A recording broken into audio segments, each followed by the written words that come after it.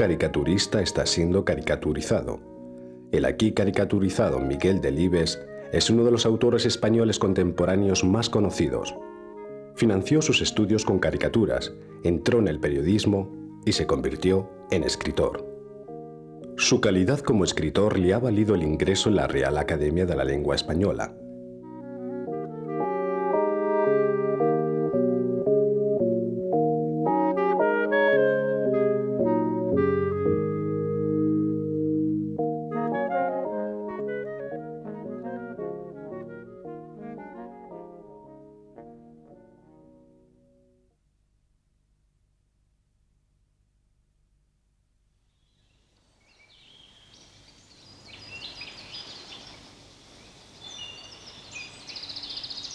Como escritor, ha vivido retirado lejos de los negocios culturales, apartado de los círculos literarios y cafés de poetas y escritores.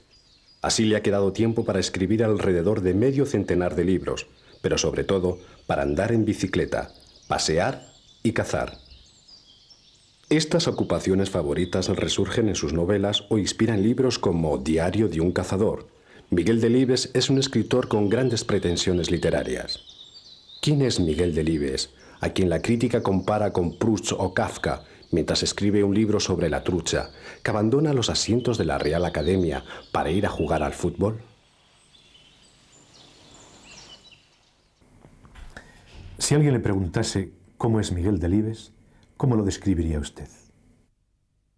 Bueno, no es una pregunta sencilla, pero en fin, yo para dar una idea aproximada de lo que creo que soy, diría que soy un hombre sencillo que escribe sencillamente. Hombres sencillos se hallan también en el punto de mira de sus novelas, en las que distintos registros y giros coloquiales se funden en un estilo propio. Frente a la novela tradicional española, no hay en Delibes ni héroes idealizados ni miseria descrita al modo naturista. Este autor ha dado al realismo una nueva forma sin por ello afectar a la sustancia de la novela, consistente para él en contar una historia. Delibes es un reformador literario, no un vanguardista. En opinión de Francisco Umbral, tiene una gran importancia desde los años 40, cuando ganó el Premio Nadal, lo cual supuso una vuelta al realismo narrativo que había caído en el olvido por la Guerra Civil, abriendo una brecha en el desconcierto literario de la posguerra española.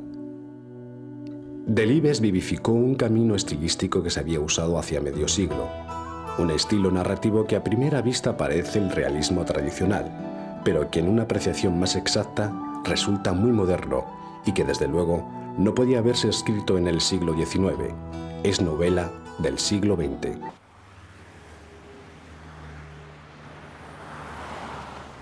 Madrid parece inmerso en la marcha de los tiempos, una extraña mezcla de cosmopolitismo, agitación vital y movimientos culturales modernos.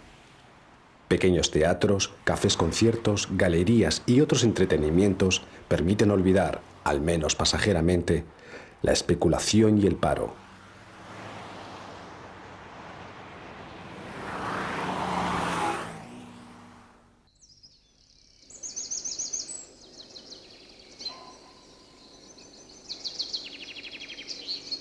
Miguel Delibes vive la otra España, la ancha Castilla, sus colores, sus gentes.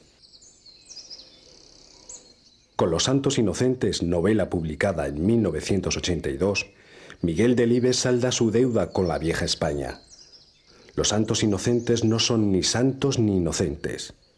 Esta novela trata de poder y sometimiento, de cazadores y cazados. La cetrería se convierte aquí en parábola. Un joven señorito ha hecho de la caza un entretenimiento para él y los otros grandes propietarios. Por eso toma a su servicio en las salidas de caza a Azarías, un anciano extravagante conocedor de la tierra. Azarías vive con un pájaro al que ha criado desde polluelo. Cuando el señorito mata a este pájaro, Azarías cuelga a su amo de un árbol sin pronunciar una sola palabra. El antiguo orden de señores sin escrúpulos y de las criaturas sometidas a ellos. En último término, la España católica del general Franco es lo que aparece retratado en esta novela. Sin embargo, Miguel Delibes prefiere retraerse en sus relatos de la crítica social absoluta a aquellos tiempos de injusticia. Para él, la España de antes, la de muchachas en misa y arrogantes señoritos, le inspira en muchos aspectos más confianza que una España distanciada cada vez más de la naturaleza.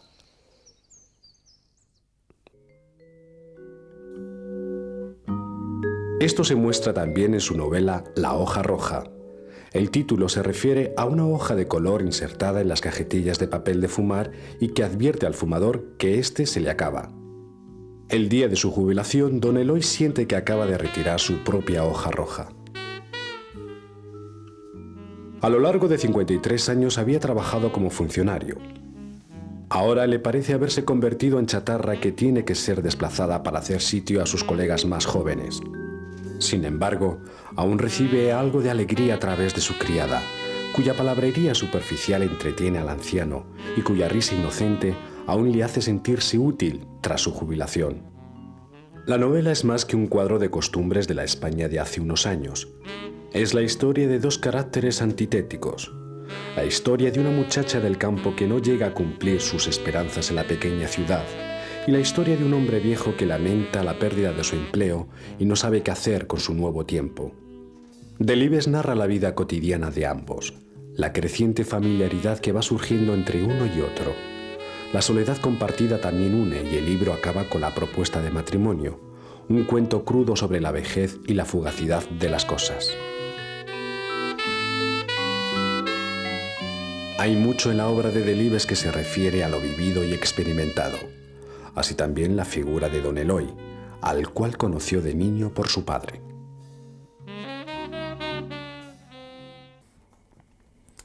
La muerte, en especial la muerte de los niños, es un motivo central en su obra. ¿Se tuvo usted que enfrentar alguna vez a la muerte durante su infancia? En mi infancia no hubo una relación directa e inmediata con la muerte. Hubo un temor a la muerte, pero más que un temor a la muerte propia, era un temor a la muerte ajena, a las personas que me rodeaban y a las personas que amaba, a las que quería. Así, por ejemplo, mi padre se casó mayor, se casó viejo, para el tiempo aquel y para hoy también, se casó a los 42 años. De tal manera que cuando yo, que era el tercero de sus hijos, quise darme cuenta de que mi padre estaba en este mundo, mi padre ya contaba con 50 años, que para entonces era una edad bastante provecta, bastante, por no decir viejo. Posteriormente, estas ideas mías tan lúgubres y tan tristes, pues se afianzaron con motivo de la guerra civil. La guerra era, la muerte era un hecho que traía todos los días, que venía todos los días de los frentes o de las retaguardias con los bombardeos. De manera que hubo un momento en que todo el mundo en España entonces se familiarizó con la muerte. Yo entonces, cuando empieza la guerra, no soy más que un niño de 15 años, de pantalón corto, y por lo tanto no tengo ninguna obligación de lanzarme o de marcharme al frente. Pero ocurre, sin embargo, que aquello duró más de lo que nosotros pensábamos, es decir, que duró 3 años. Y con el tiempo, cuando cumplimos los 17, nos sentimos en la conveniencia de optar por un arma, porque si no tendrían que decirnos a qué arma íbamos unos meses más tarde. Y fue en este momento cuando todos los amigos nos fuimos en la Marina. Uno de estos amigos, Luis María Fernández, murió con ocasión del hundimiento del Baleares, y aquello trajo sobre mí pues un pesimismo mayor sobre esta realidad de la muerte ajena que tanto había temido siempre. De forma psicológica más que política, Miguel Delibes interpreta estos años de la Guerra Civil en su novela Madera de héroe, considerada estilísticamente como una de las obras maestras de este autor nacido en 1920 en Valladolid. En ella asistimos al relato de una España dividida. Mi padre me dijo, al terminar la guerra civil, puedes estudiar lo que quieras, siempre que no tengas que marchar de Valladolid.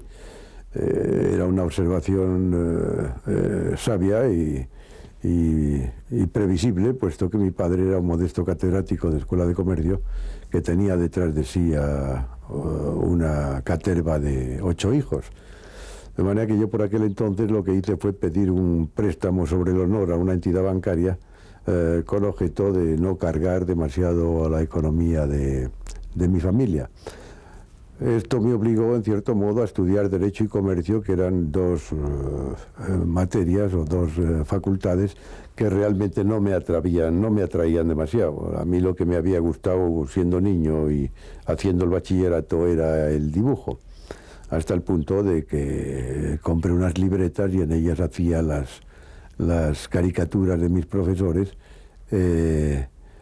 con un gran parecido físico, con el consiguiente y natural regocijo de mis compañeros. Pero en realidad esta afición, que mi padre consideraba, como es lógico en los padres del año 30, consideraba una pérdida de tiempo, fue sin embargo la que me ayudó para obtener mi primer ingreso en un periódico que fue El Norte de Castilla como caricaturista en 1940. Las caricaturas de Delibes son originales y audaces. Mi actividad como caricaturista en el norte pues era muy reducida, porque entonces había una gran escasez de papel y hubo incluso, recuerdo, una época en que no se hacían más que una plana, es decir, 2 páginas, la primera y la segunda.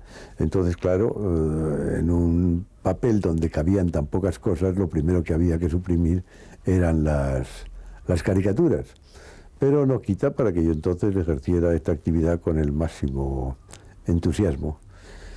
Por entonces, cuando yo estaba de caricaturista, ocurrió en el norte una circunstancia lamentable, y es que 3 de mis compañeros redactores fueron depurados por el Ministerio de Prensa, buscando unas razones en un decreto, en una ley contra la masonería y el comunismo, aunque creo que ninguno de aquellos 3 amigos tenía nada que ver con la masonería y el comunismo.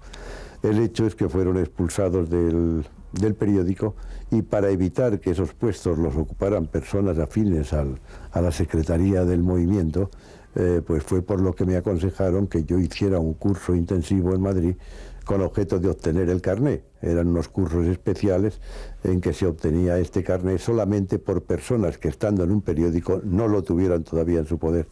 De manera que yo me fui a Madrid durante 3 meses, hice unos cursos que no me sirvieron de nada porque no aprendí nada. Yo donde había aprendido algo era en el periódico, y por último me dieron un carné de prensa que me sirvió para ocupar una de aquellas 3 plazas de redactor que luego fueron cubiertas por los propios que habían sido depurados, pero en fin, yo ya estaba en el periódico. De la caricatura al periodismo y del periodismo a la literatura. Sí, así fue, exactamente de esta manera, porque yo cuando entré en el norte de Castilla no había escrito prácticamente nada, fuera de alguna tarjeta postal a mi familia alejada circunstancialmente de mí, no había hecho absolutamente nada. En cambio, ya después de ingresar en el norte de Castilla, que como en todo periódico de provincia había que hacer de todo un poco, pues me ejercité en la redacción del Suceso, de la crítica de libros, de la crítica de cine, de la crítica de teatro, de la titulación. En una palabra, me solté a escribir. No quiero decir que entonces me ejercitara en una escritura más o menos literaria, sino sencillamente al mero hecho físico de escribir, que es lo que no había hecho nunca.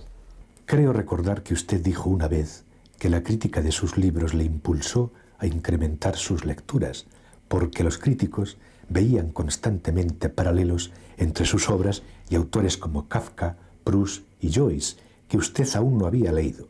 ¿Es ello cierto?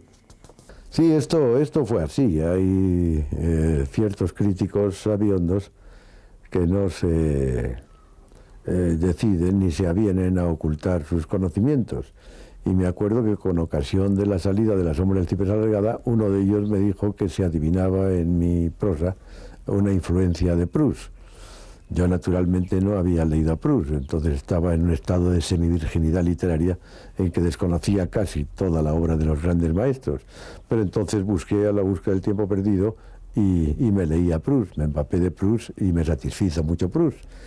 Me ocurrió exactamente igual y con la misma novela, en la parte marinera que se habla de la mar y de las peripecias en la mar y tal. Otro crítico también me dijo que se veía la influencia en mi prosa y en el argumento, la influencia de Conrad. Yo tampoco había leído a Conrad y entonces busqué sus libros y lo conocí. De manera que para mí, que me considero siempre un hombre influido por la crítica y que ha aceptado de buen grado las críticas que se han hecho de mis libros, pues fueron las que me impulsaron a leer a una serie de maestros con los que tenía unas ciertas concomitancias, ellos desde su altura y yo desde mi pequeña significación literaria, pero que me acercaron a ellos y los conocí gracias a estas directrices de la crítica.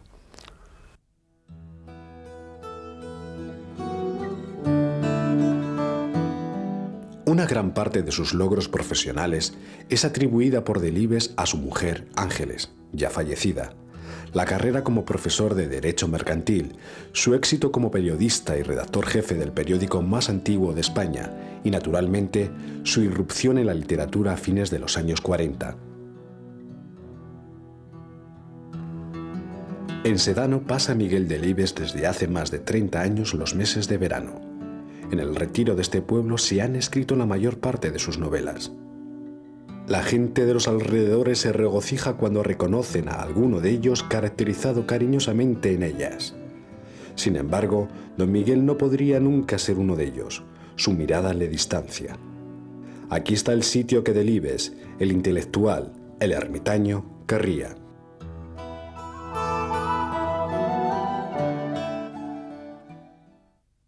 ¿Cómo caracterizaría usted lo que Umbral califica como el paleto?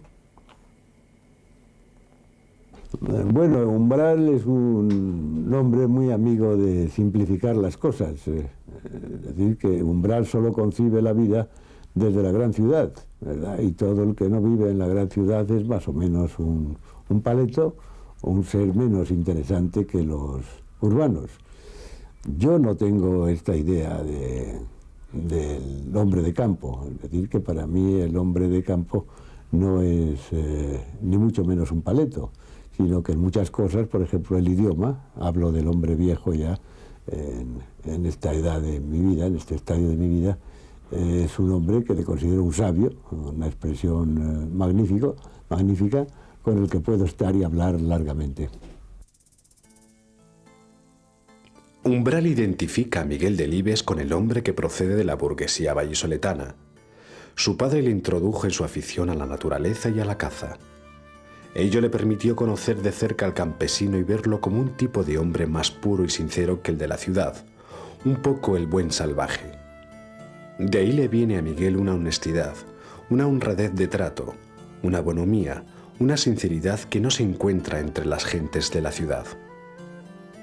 Cree que su visión del mundo ha sido siempre democrática. Él es un liberal, un progresista moderado, un hombre que ha mantenido siempre una línea muy clara. Ha sido siempre un católico auténtico de verdad.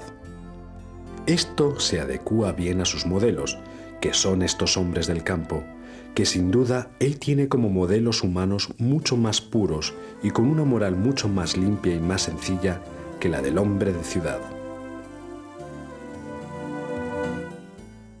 ¿Qué rechaza usted de la ciudad?